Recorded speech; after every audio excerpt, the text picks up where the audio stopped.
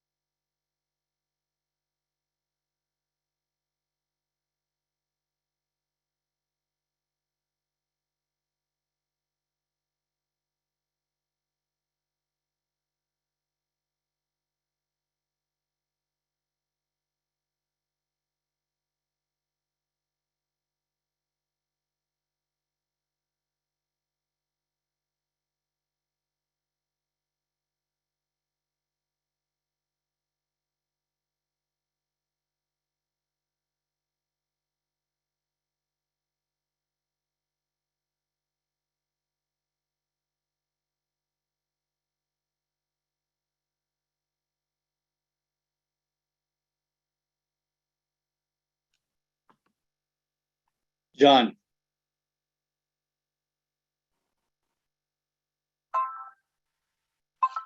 This will be my last night of it. I've enjoyed the ride.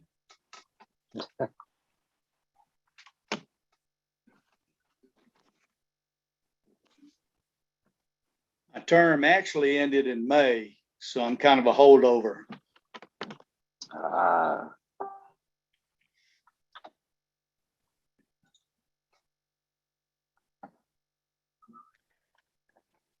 John, you're muted. I'm waxing poetic to nothing on the other end. I apologize.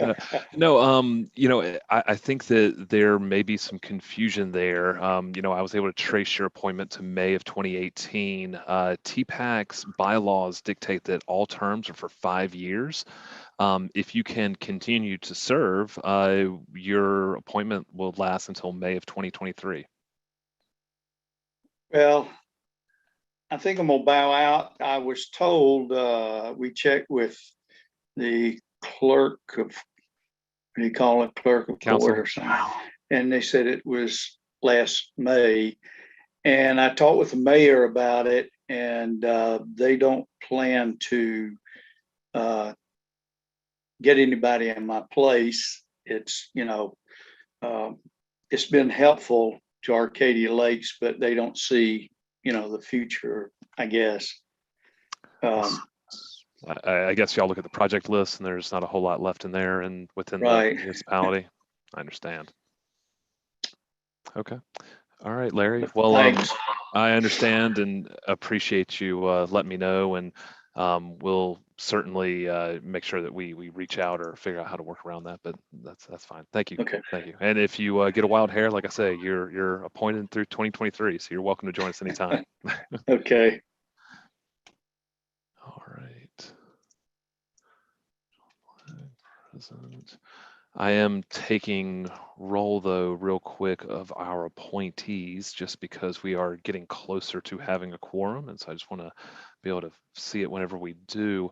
Is Mr. Parker on one of these phone numbers that have called in? I know that you're a recent appointee, and I don't see your name popping up there.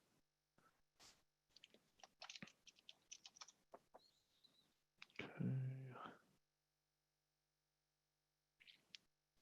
All right, y'all. Well, in the interest of everyone's time, we will go ahead and get started here.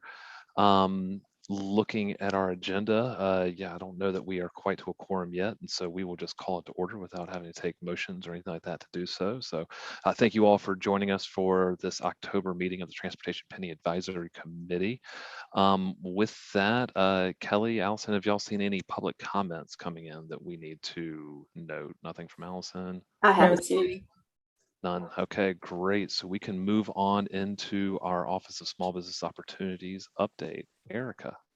Hey, good evening, everybody, and welcome to our new members. My name is Erica Wade. I am the manager for the Office of Small Business Opportunity, and I'll be giving you our update. So starting off on page 7, I'm sorry, page 5, just an update there is showing 94 certified SLBEs. And since we've done this report, we were able to certify 2 additional. So that number is now at 96. And we have 11 new pending applications that's in the hopper. So hopefully we should get those certified before you know it, and our numbers will shoot back up again. And on page, I'm trying to follow the page 6. So the number would be in the wholesale area, we're showing 9, that would be 10. And in your professional services, that number will now be 32. So this all happened since we turned in the report. Another thing we want to show in the utilization, the SLBE goal participation update, we had a new project. It's Dirt Road Paving Package M. We were able to set a utilization goal, the small local business SLBE utilization goal of 8.5%. I think that pre-bid was held on October the 1st. And scrolling down in our in the program coordinators, just to kind of talk about some of the outreach events that we have coming up.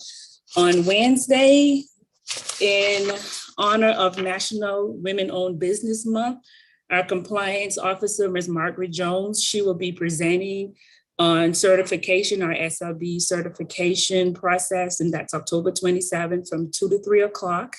And then on the 29th, we have a business information academy that's going to be held at Bible Way. We're going to be speaking at that event to talk about our office and talk about the program and some of the things that we have going on. And that's at Bible Way, October 29th at 11:30. And I'm sure that Ms. Pam talked about the grant opportunities, the grant funding opportunities that we have available. So we've had four classes. One October 9th, and this is on page 8 that I'm talking about. We had 4 classes. So for our new members, OSBO, along with community planning and development, we have some HUD funds that came available, and it's for our small business community. So we have some grant, like I said, we have some grant funding coming available. So to kind of help our small businesses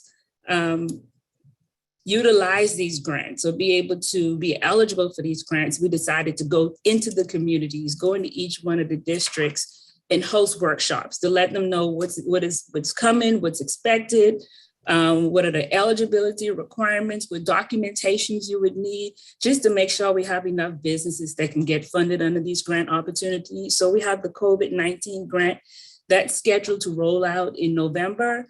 And then we had the seed grant, and that's scheduled to roll out in January. So we had classes on October the 9th. We had 26 attendees, the 13th, 15. We had one Saturday, October 23rd. We had 20 that actually signed up, and we just had to add a new class because it became so popular. We added a new class, and right now I think we're at 25 or 30 registrants. So we expect for that particular class to sell out. So as you can see, we've been pretty busy getting out into the community, just kind of talking about our office, talking about the grant opportunities that's coming out for OSBO. And that's pretty much the highlights, is really just focused around the grant funding opportunities right now, because that's one of the things we're hearing from our small businesses, that we need some help. So any questions? Anyone have anything for Erica? Of course, I've always got some follow-up, but anyone else want to jump in? Okay. Yeah, so Erica, I know that we had talked a little bit about internship pilot program at the last meeting. Is that continuing to develop? Are we seeing some progress there? Yeah, since we've been focusing really on the grant funding, we're still developing that program and putting things in place for it. We're probably going to move that to January because these 2 seed grants have really been popular. So we want to make sure we get this right. So we kind of, like I said, we're going to start that in the new year, but we'll still be within this fiscal year. But yep, it's still on. It's still a go. Very It's still a good. go. Well, and I'm glad that we've had so much success with those workshops. That's really great. Yeah. I know that we talked about that last time, and that Yes. y'all continue to find success is awesome. So Yes, the phones have been ringing off the hook and they're saying, thank you, thank you, thank you for this. So we're grateful to Richland County and Community Plan and Development for, helping us out with this. absolutely, And the small everyone, business appreciates it. a lot of folks ready to get in there with their hands out to Yes. contribute and get some of that revenue. So that's all great. Very good. Short, anything else from anyone for Erica? We appreciate you jumping in with us here. All right. All right. Very good. So moving on down our agenda. Sorry, I'm working across a few screens here trying to keep up with everything. We'll jump down to the transportation program update from Ms. Steele. Allison? Hey, I'm going to turn it over to our interim director, Mike Maloney, who's going to go through the council items. Okay, great. Mike, thank you. All right, thank you. We had 4 items come up. I want to thank transportation staff in its entirety for all the work they did to put that together. But we had 4 items for approvals from ad hoc and council. And Clemson Road Phase 1 sidewalk was adding some contingency to what we would call a small project. And that would add $26,990 to make the project total $323,880. So there were some items that staff identified as issues in the corridor that need to be addressed with location of the sidewalk being in the same location as some of the utility vaults, manholes, things like that would need to be made ADA compliant. So that was approved. The second item was Dirt Road Package L, which we do have M's roads listed down below in the agenda, but this one is Dogwood Shores Lane, Lake Dogwood Circle, and Wider Road. And that's 0.71 miles of paving dirt road in District 11. And which is Councilmember Newton's district. And that came in at below the engineer's estimate. And the amount with 15% contingency would be a total of $672,384.28, which is below $1 million mile, which makes us smile. So. And then Lower Richland Boulevard came in. So Lower Richland Boulevard was a good test of bringing 4 alternates together. Ms. Steele, I believe, worked with the OET on that and got it'd be the last of the widening projects that hadn't really had enough information to rescope. And that had come in recently, and we were able to have that in time for that last ad hoc and council cycle. OET came in with 4 alternatives, 2 signal alternatives and 2 roundabout alternatives. So the roundabout being at the Rabbit Run intersection and with Lower Richland Boulevard. And so if you go from the Sheriff's Annex out to Garner's Ferry Road, the recommendation is 5 lanes there. And from the Sheriff's Annex going back to the roundabout at Rabbit Run is 3 lane. And that's based on their projections for the traffic volume based on development in the area. So the council approved our recommendation of alternate 3, which is 5 lanes going to 3 lanes and a roundabout. So that came in is estimated at $7.6 million. Okay.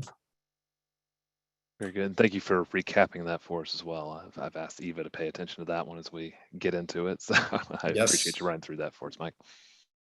And then the final item was the mitigation credit sales, which was approved at the $20,000 per credit at 4.9 credits. That'll yield a total of $107,882,000, and the county's proceeds would be the $92,136.47.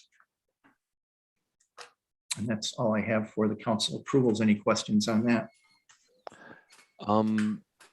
I don't have any questions, and I'll open up to the floor. But before we move on, I do want to talk about tomorrow's ad hoc before we jump into the full update, if that's okay. But are there any questions on those 4 projects, the Clemson Road Phase 1, Dirt Road Package L, Lower Richland, or the mitigation credit sales? Okay. Seeing none, yeah, I guess I would like to ask real quick about the last ad hoc meeting. Mayor Walker from Irmo had some input on the Broad River widening. I believe, if I'm going to summarize, that his direction was we need 5 lanes for the entire run. And I guess the question that would come into that, and I'm sure y'all are going to cover it here in a moment, but is that the current plan for the roadway? Does that deviate at all, or are we? Yes. So that was one of 3 recommendations in rescoping, which occurred at the July 20th council meeting. It may not have been fresh and ad hoc because in that month we didn't have an ad hoc. It went right to council. And so that would have been part of the council minutes. Yes, it's 5-lane from essentially the interstate to the fork at Dutch Fork Road. Great. Road. So then that feedback was heard loud and clear and already en route, huh? Yes. Very good. Awesome. So yeah, tomorrow at the ad hoc meeting, it sounds like there's an interesting topic to be discussed with the Three Rivers Greenway Phase 2. I don't know if we were planning to talk about that later, but I'd love to hear all about it, what the plan is. And John Black, this one's your backyard here, so I'm trusting you to bird dog it for us. Mike or Allison, I'm sure y'all intended to discuss it, but wanted to hear more about it from y'all. Sure. Yeah, I'll have Allison get into that in more detail, but we are looking forward to it. I understand that was brought forth by the River Alliance as a request and to get going on it due to certain time constraints. Gotcha. Yeah, so if you'd like to jump into a kind of a more detail on what that was, Mike said the River Alliance reached out to us. They've been in contact with the Boyd Family Foundation, who was interested in donating some funding to complete that project. Their initial project, the original project, was supposed to not just end where ours currently ends, but it was actually supposed to connect and bridge across the river. So after the River Alliance met with the Boyd family, they have pretty much, not guaranteed, but proposed to dedicate $3.4 million to building the bridge portion. If the county would commit to $2.2 million to complete the land portion between where our phase 1 ends up to the bridge. That includes contingencies and design, construction, everything. So the River Alliance's agreement with us would be they would handle all design, all permitting, including our land portion, and basically have a good set of construction plans and bid documents to turn over to the county for us to advertise and manage the construction of the land portion. And they would handle the construction of the bridge portion. So it just seemed like with the Boyd family willing to donate the large sum of money towards this project, it seemed like a really in the best interest of the county for us to propose this to council. Certainly. Would you like to talk a little bit about the descoping of the bike lanes that are being used to pay for, I guess, Sure. that rescope? Yeah. Yeah, so we had 18 bikeways that were presented to DOT, and due to the amount of traffic on those roads, the current speed limits on those roads, DOT really did not feel it was a safe environment to have bikeways along those. So they pretty much kind of said, no, we're not going to allow these. And then there was one that if you look at the map, I think it's Dutchman Boulevard. It's called Boulevard, but it's a very teeny tiny little short cul-de-sac. coming off of, I believe, Broad River that currently does not have bikeways, and it just did not make sense to install bikeways on that road. So we kind of added that to the list for a total of 19, I believe, roads. And when you shift the funding that was approved for those in the referendum, well, it came up with about $3.7 million in projects that were not buildable. So our recommendation is to take a portion of that to put towards this match. Okay. And that not buildable, that is a hard line that we're able to define to where we're not getting into trouble by going against the referendum, in y'all's opinion, right? Okay, great.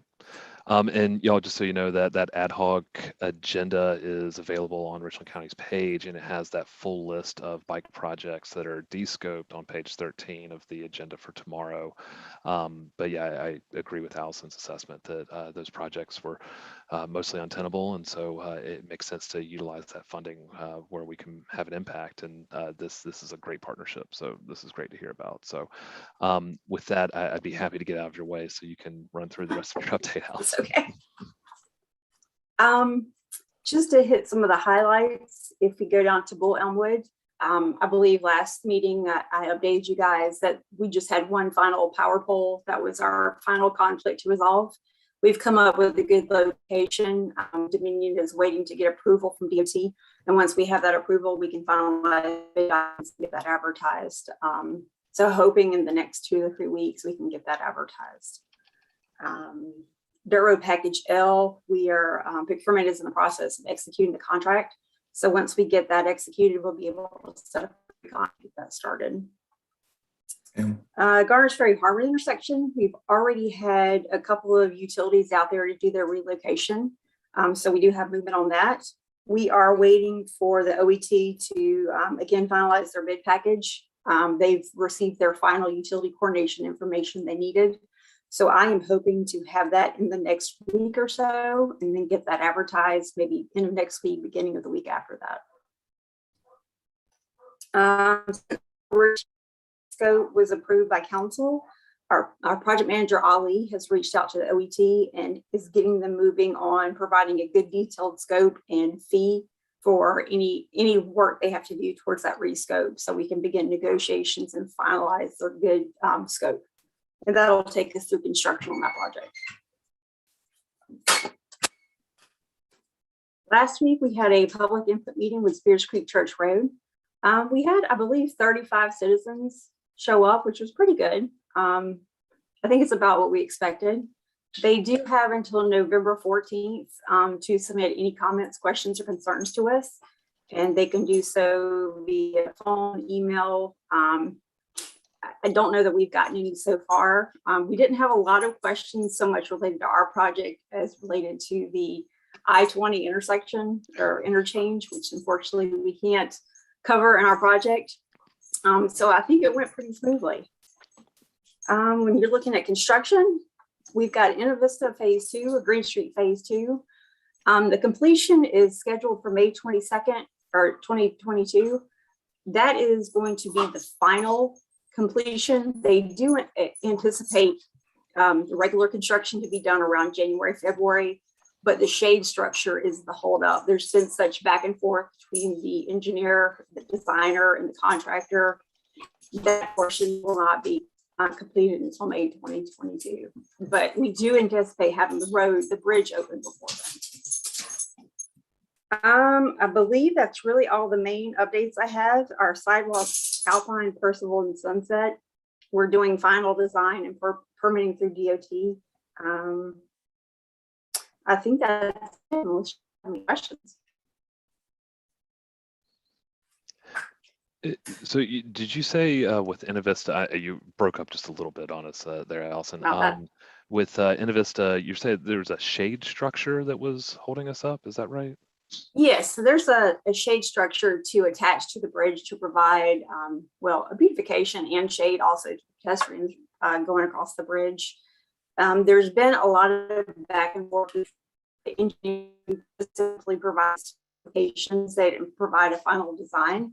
The final design was up to the contractor and their design, so to meet the specs, but come up with their own design.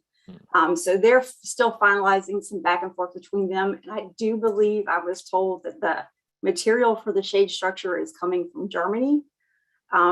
So yeah, there's going to be a little bit of a delay from that. Again, we hope the bridge itself will be open in January, beginning of February, but the contractor will have to come back once the product comes in and install the shade structure. Okay. Okay. Makes sense. I'm curious about the material of that shade structure. Is it a metal structure or a concrete or a metal? Okay. It's metal. That makes It's sense. it's going to be a mesh design. Do y'all have any renderings of that? I can try to see if we have one and send it out to everyone. I'm just curious to imagine what that would look like. But awesome. Eva, I see you have your hand up. Yes, John, thank you for recognizing. Allison, I'd like to follow up with you to see what roads are included in Dirt Road Package K, as well as the resurfacing Package R. So do I okay? And we don't have to, you don't have to provide it tonight. I could certainly follow up with you tomorrow. Sure. Let me follow up on Dirt Road Package K. I don't have those listed out. And resurfacing Package R, I believe, has 50 or so roads in it. So I can get a list of both of those packages and send out to the committee. Oh, okay. Thank you. You're welcome. Absolutely. And I do think that those projects are listed in our monthly reports that are on the TPAC page. And so I've got one open here, and if I was going to say like Package R, I think it would pull that right up for me and tell me the list of projects on there. So that is available there. But Allison, if you can pull those and copy them and send them out, that'd be helpful as well. Absolutely. I'll do that. Definitely. Great. Anything else for Allison? Miss John, what can I do for you? What do you say? Well, going back to the River Alliance one, is that something that has to go back to council for approval? Or is it something that we have to make a recommendation to them, or just to kind of see what the status is on that? I think I missed part of it. Sure. It's actually on the transportation ad hoc committee for tomorrow. It was originally part of the Three Rivers Greenway. I believe it's technically called the Saluda River Greenway or Saluda River Walkway. This phase was a part of the original proposed project. We just did not have enough referendum funding to cover this phase. So it would be up to the staff to not make a recommendation. We're just kind of presenting it to council, and these are your options, and letting them, make the decision for us. Thank you. You're welcome. And then after ad hoc, it'll go to a full council vote as well. Is that right? That's correct. Okay. And John, yeah, if we want to provide any recommendation, we are welcome, but they do not need that as a procedural item to move forward. So, but if we approve or disapprove, that only bolsters what their options may be. Okay, awesome. Thank you. And I did want to mention, I appreciate y'all getting those reports updated on the page. So thank you all very much for that. Has Mr. Green started yet? He has. Very good. We've already loaded him down. I believe projects he's already signed to, and the other PMs are ecstatic to get off their list. But yeah, he's learning our system. He's picking up really fast. He's jumping in and starting to communicate directly with OETs. He's doing well. That's great to hear. So does that fill out our PM core, or are we looking for anyone else still? We do technically have one PM that is on a leave of absence. Okay. If that PM decides to not return, we would have a vacant position at that time. I gotcha. And Mr. Maloney, have we had an opportunity to advertise for that director position? Yes, we did. So that is posted right now for a professional engineer to come in and take the reins. Exciting stuff. Very good, y'all. Love seeing it fill out. Very good. Any other questions for the transportation program before we move on to discuss the comment for a moment? All right. Seeing none, I'll turn it over to Eric to run through our news and such for the comment. What do you say, Eric? Absolutely. Yeah. So first starting off with oh, I'm sorry. Oh, geez. First starting off with where we are with Reimagine the Comment. As a close of business today, we have determined that the stakeholder meetings will be held for November 17th and 18th from 9 a.m. to 4 p.m. We will be sending out invites between now and next week.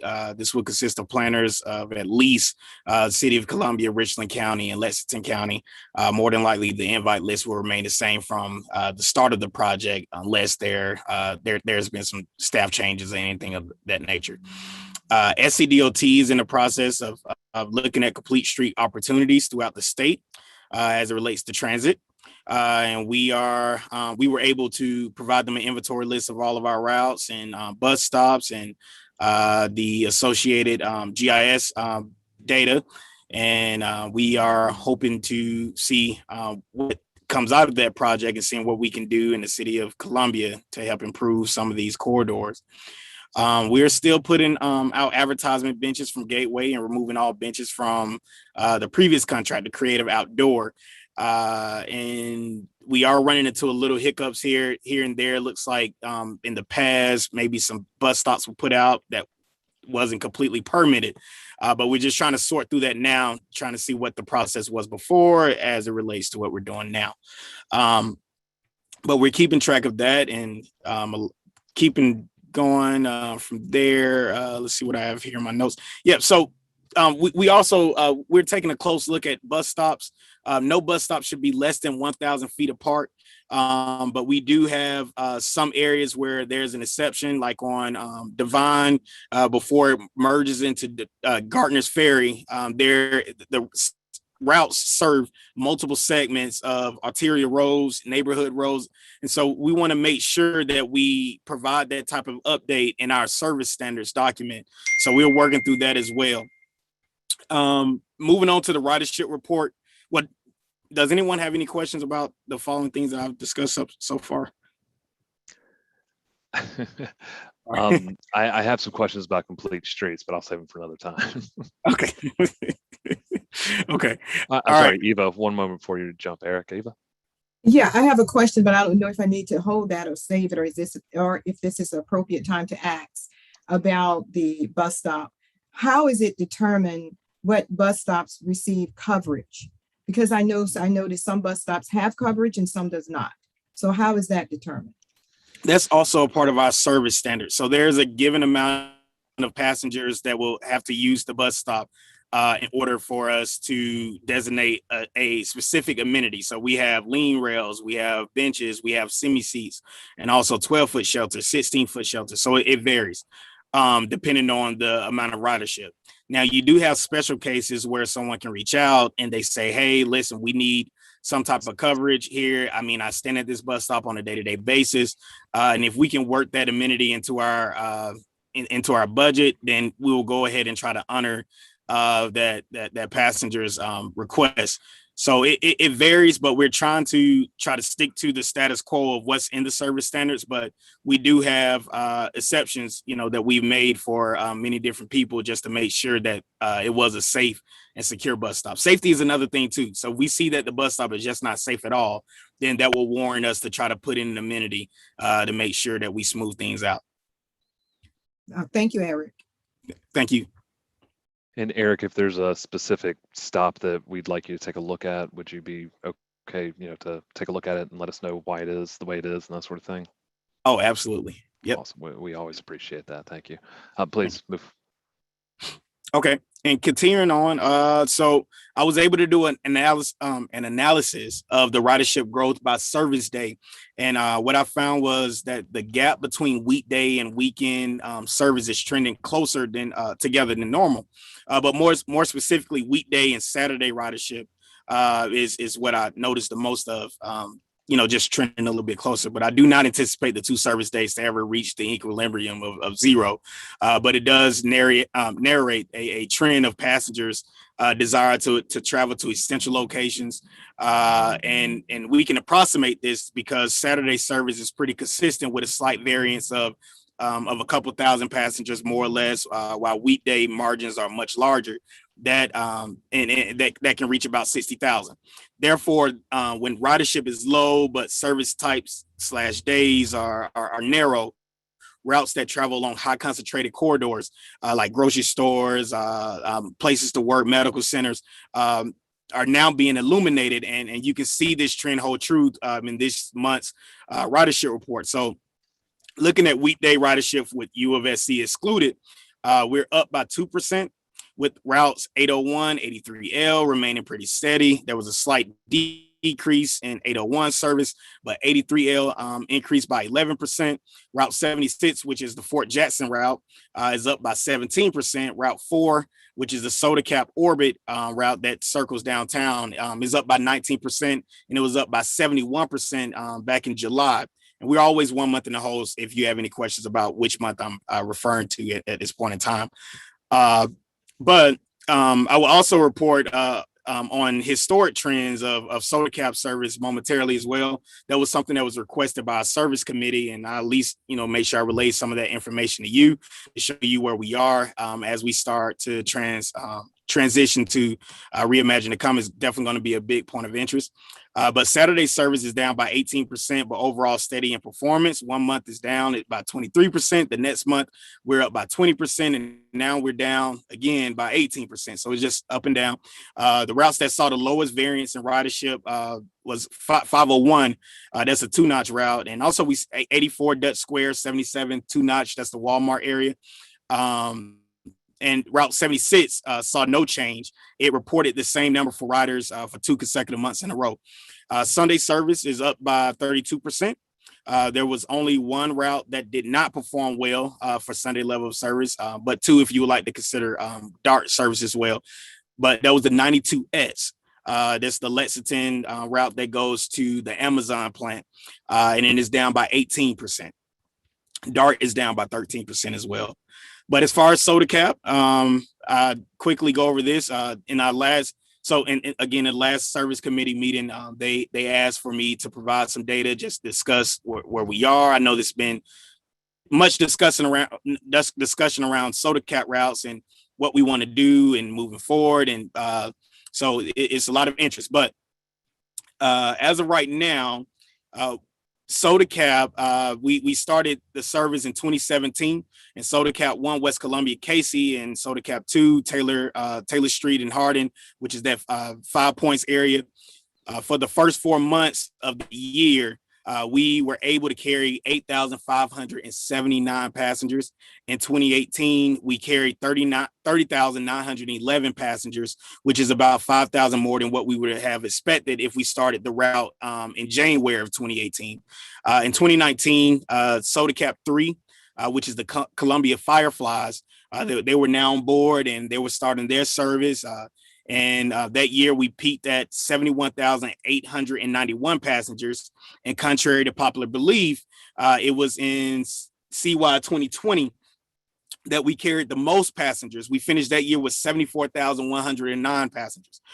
We could credit this to the extension of the orbit where we moved the route towards South Carolina Works. But we ultimately know that we were fare free for much of the year. So I probably just have to credit that to just free ridership and just seeing some of those trends start to change a little bit. But we do understand that this year we're much lower than we anticipated. It's looking like we're going to peak around 23,000 more or less for overall ridership. I mean, currently right now the 5 Points route is still suspended. So again, we could credit that a deficit to that service not being in motion right now. But we are looking to see what we can do to get that back on the road. But we will pay close attention to all of the routes. As of right now, none of them are meeting the service standards, but we will see what adjustments we can make as we move into the Reimagine the Comet process. Last but not least, just quickly, the bus stop amenities. We did have an order that was supposed to come in on the 15th, and it didn't work out as well. I did follow up with them and ask them what's the status of the report. turns out they're running into a lot of issues with satisfying the order, and I guess in a timely manner. And this is holding true with a lot of different agencies as well, but they're just having a hard time getting access to the materials. So long story short, we are expecting the order to come in at some point before the end of this month, but it is still a little bit more ambiguous on our end, and we're just trying to keep track of that, make sure we can get some more amenities out there on the road.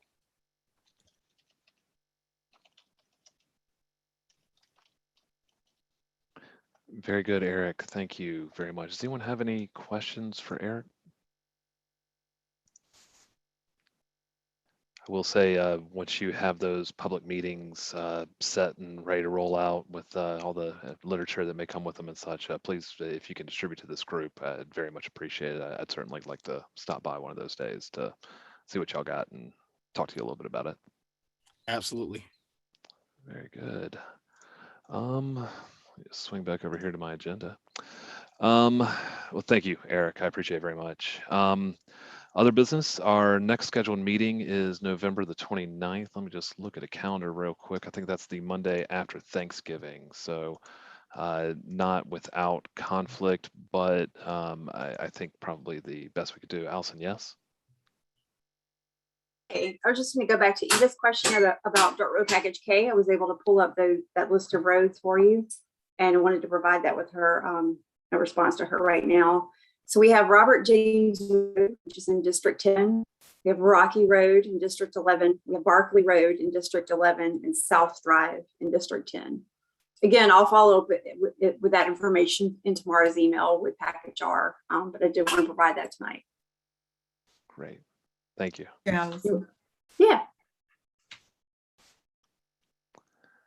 Very good. And, very much prudent to the next item on the agenda here. Our new member, Eva, has joined us this week for the first time. So thank you. Welcome aboard. And we'll continue to fill out this committee. Of course, be looking to fill in Larry's spot if we can. But if our Katie Lakes isn't going to send anybody else, that's where we're stuck. So, but again, Larry, you're always welcome to join us. Eva, thank you for joining us here. And look forward to your participation as we move forward. And, but otherwise, unless there's any other business before us today, I believe that we're ready to adjourn. Seeing no other hands up. Thank you all very much for your time. Please reach out to me with anything you'd like to discuss before our next meeting. And if I don't talk to you between now and then, we'll talk on November 29th. Thank you, everybody.